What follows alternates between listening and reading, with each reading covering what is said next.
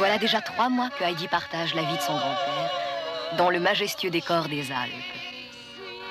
Le bel été touche à sa fin. Heidi s'est vite habituée à la vie en montagne. Elle sait maintenant traire les chèvres d'une main habile et nul ne sait siffler mieux qu'elle. Pour Heidi, la vie au grand air est un enchantement. Pilou, viens déjeuner! Quand Heidi l'a recueilli, Pilou n'était qu'un oisillon tout frêle. Il a bien grandi depuis. Blanchette! Hein? Veux-tu rester tranquille? Laisse-moi au moins le temps de la traire.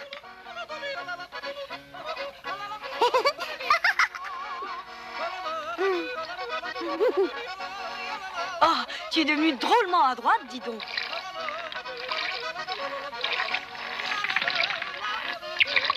J'en ai pour 1 minute, Pilou. Je commence à manger, Heidi.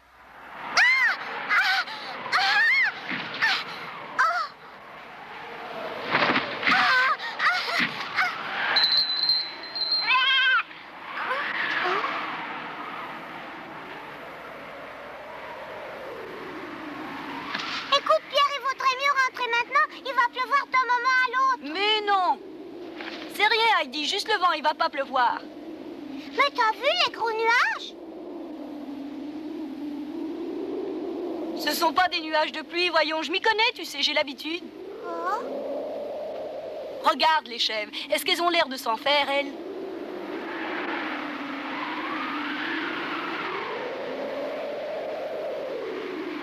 Mais en automne, le vent souffle beaucoup plus fort, tu sais. Ah bon, c'est le vent? Ben alors j'ai eu peur pour rien.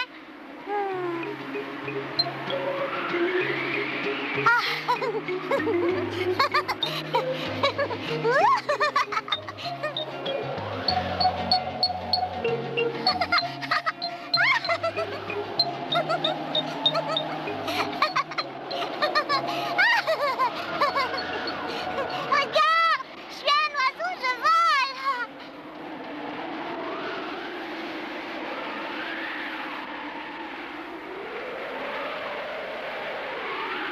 Oh, des nuages, Pierre, des nuages.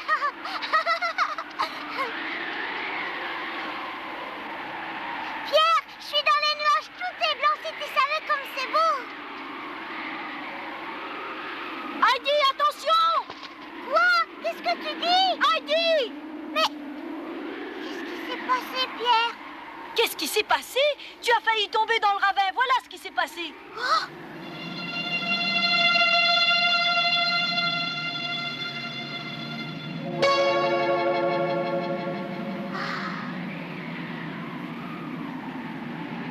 Oh, ce que c'est beau, dis donc.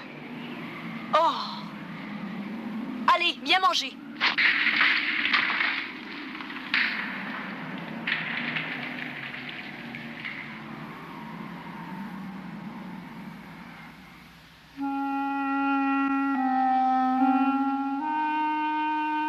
Au revoir! Au revoir, à demain matin.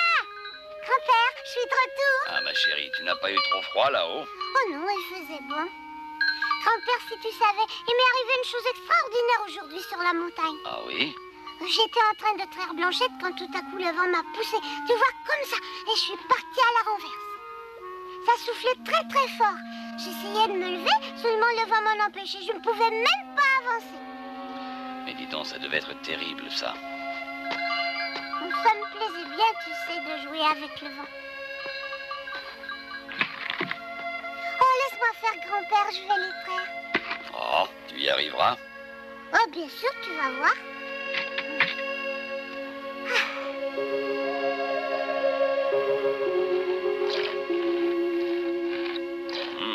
C'est que tu t'y connais. C'est vrai? Oh oui. Heidi, fais-moi plaisir, ne va plus à la montagne. Pourquoi? Eh bien parce qu'il commence à faire froid et de plus le vent souffle bien fort dans la montagne, surtout en automne. Tu as vu aujourd'hui? Il suffirait de rien pour pousser une petite fille dans le ravin. Le vent est très fort et toi une petite fille bien légère. Mais je l'aime, moi, le vent. Et puis c'est tellement drôle quand il me pousse dans les nuages. J'ai l'impression que je vais m'envoler. Je me prends pour un oiseau. Et même le ravin, j'aurais pu le sauter si j'avais continué à courir quand le vent me poussait. Sauter le ravin? Oui, le ravin était là juste à mes pieds, mais je pouvais pas le voir à cause des nuages. Dis, grand-père, je pourrais y retourner? Non, il n'est plus question que tu y ailles.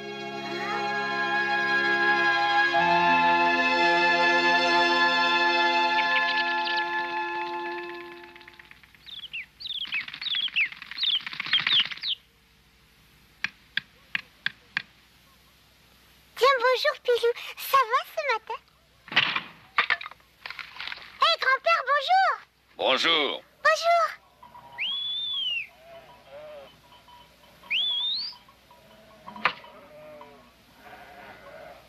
Grand-père, Qu'est-ce qu'il y a? laisse-moi accompagner Pierre. Je t'ai dit non. Mais aujourd'hui, il n'y a pas de vent, je ne risque donc pas de m'envoler. Regarde, les branches des arbres ne bougent pas.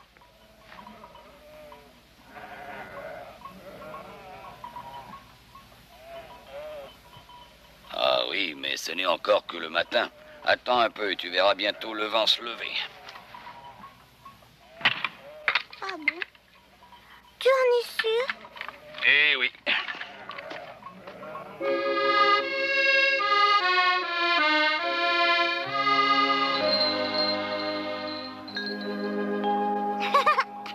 Ah bonjour, Planchette. Ah bonjour, Pi. Bonjour Heidi, ça va? Oui, bonjour, Pierre. C'est dommage, tu sais, mais ce matin, je ne peux pas aller dans les pâturages avec toi. Hein? Pourquoi donc? Grand-père ne veut pas à cause du vent d'automne qui souffle bien trop fort, voilà. Oh. À plus tard, Blanchette. Allez, Blanchette, va avec les autres. Hein? Mais dépêche-toi, veux-tu? Va dans la montagne. Puis, veux-tu me lâcher, s'il te plaît? Oh, lâche-moi, va-t'en! Qu'est-ce qu'il y a? Grand-père, s'il te plaît, laisse-moi monter là-haut avec le troupeau.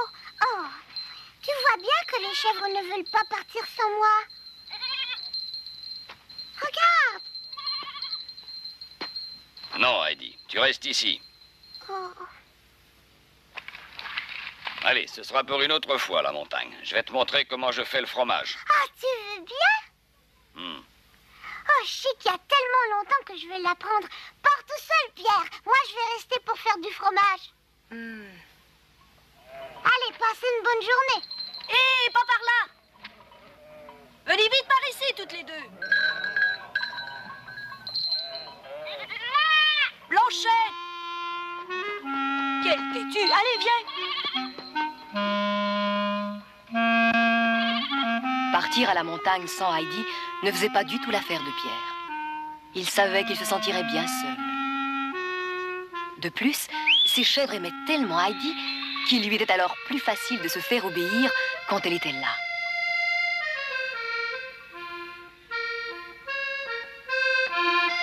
Alors, tu vas m'expliquer comment on fait du fromage, grand-père? Tout d'abord, il faut faire du feu. Oh, d'accord. Viens, dépêche-toi, Pi! Oh, non, pas ça! Arrêtez! Arrêtez, je vous dis! Ça suffit! Qu'est-ce qui vous prend?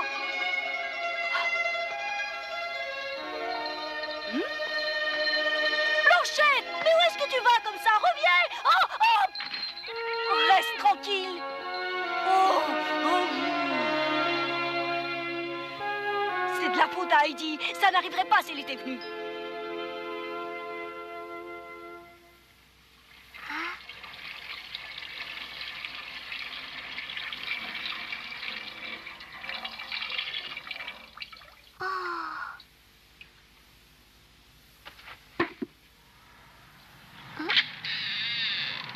Oh, grand-père, tu entends comme le vent s'est levé? Ah, tu vois, j'avais raison, je connais bien la montagne. Oh oui. Oui.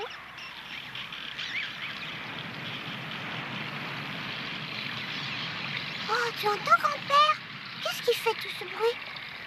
Ça, ce sont les sapins que le vent secoue. Ah ben ça alors. C'est fort.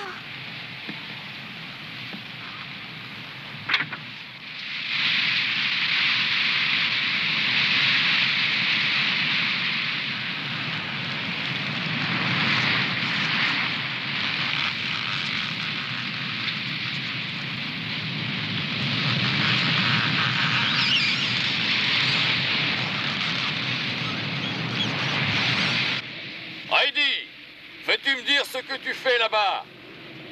Les sapins chantent, j'écoute ce qu'ils me disent. Ah? En effet, on dirait qu'ils parlent. Et ils te disent des choses intéressantes? Oh oui, c'est comme s'ils me racontaient de belles histoires. Plus il va faire froid et plus le vent soufflera fort. C'est tous les jours que tu vas l'entendre maintenant. C'est vrai? Oui, tu verras. Allez, ne reste pas là. Avec ce vent, tu vas finir par prendre froid. Et puis, tu m'as dit que tu m'aiderais à faire le fromage. Oui, j'y vais.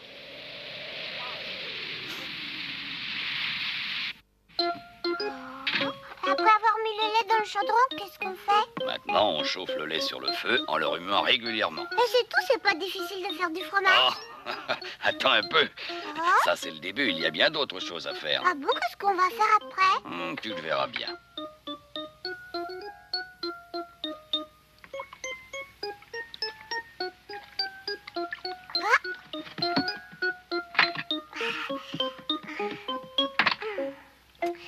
Petit grand-père, où est ma palette? Hein? Où est ma palette pour remuer le lait? Où elle est? J'en ai besoin, moi. Non, attends une minute, veux-tu? Mais tu as dit que je pourrais t'aider à faire le fromage. Oui, je sais. Je peux le faire. Allez, donne-moi la palette. Tu es sûr d'y arriver?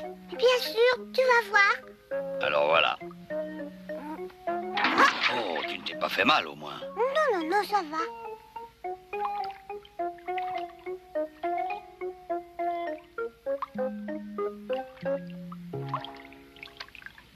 Oh. Eh ben, dis donc.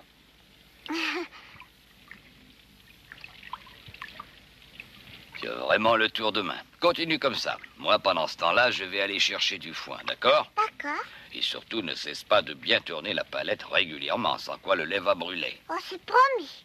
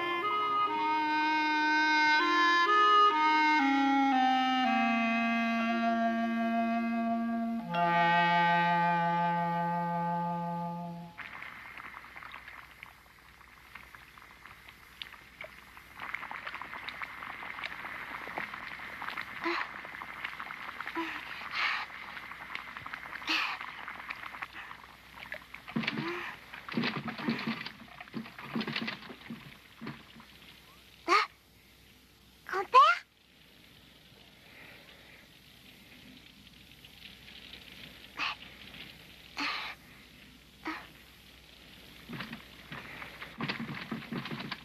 Mais c'est pas le bruit des arbres, ça.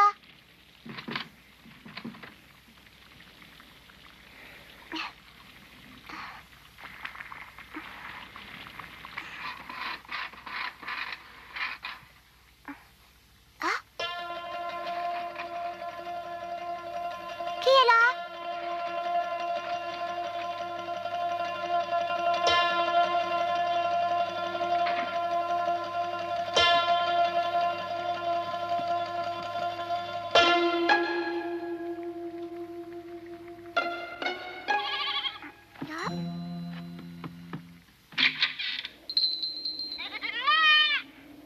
Oh, Blanchette! Tu es déjà de retour, ma petite Blanchette? Vous êtes rentrée plus tôt aujourd'hui? Pierre, tu es là? Hein?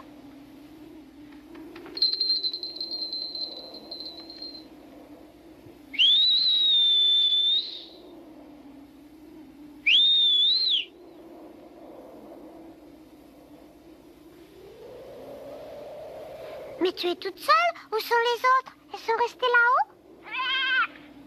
Blanchette, tu es vilaine. Pierre va s'inquiéter s'il ne sait pas que tu es rentrée à la maison. En ce moment, il doit te chercher partout. C'est pas gentil pour Pierre, tu sais, Blanchette. Bon, allez, viens.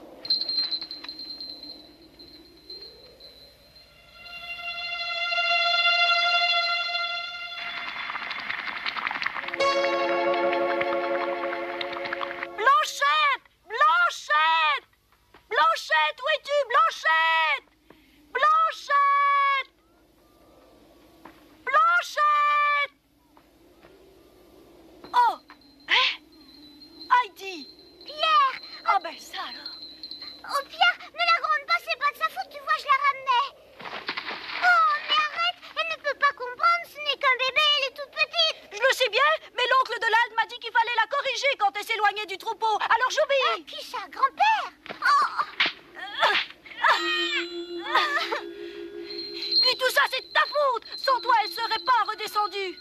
Tu l'as trop gâtée.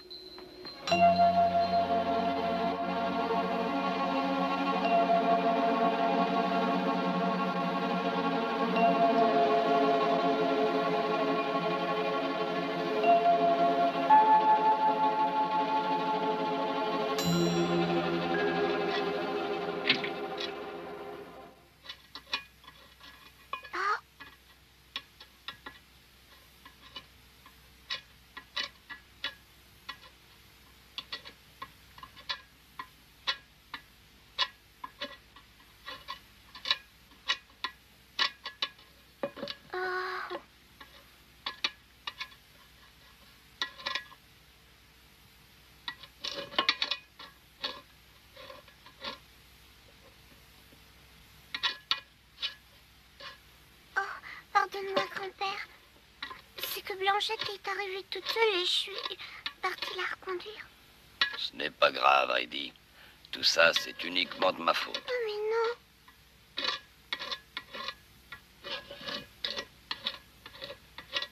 Je n'aurais pas dû te laisser toute seule. Tu es encore bien trop jeune.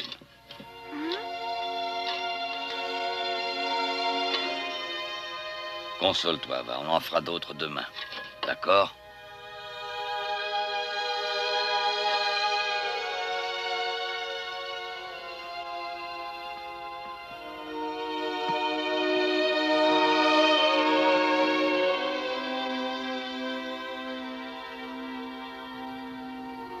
N'allez pas croire que Heidi n'était pas capable de bien surveiller son lait.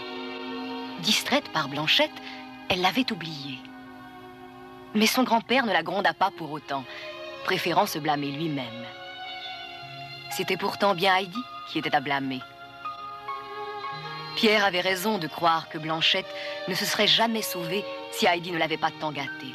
Sans cela, Heidi aurait fort bien pu s'acquitter de sa tâche, comme elle l'avait dit.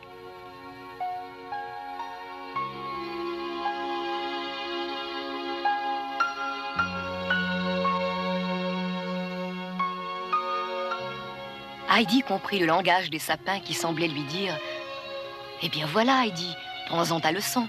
Console-toi, tâche de ne plus recommencer, et ton grand-père te permettra encore de l'aider quand il fera du fromage. » Ah, c'est vrai, vous croyez?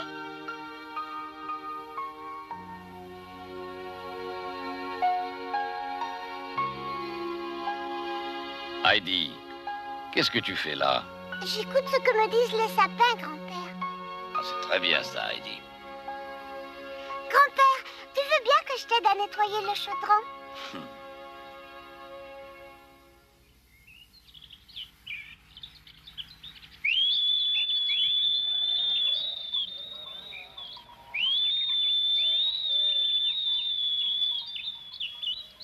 Oh, Pierre, ça va?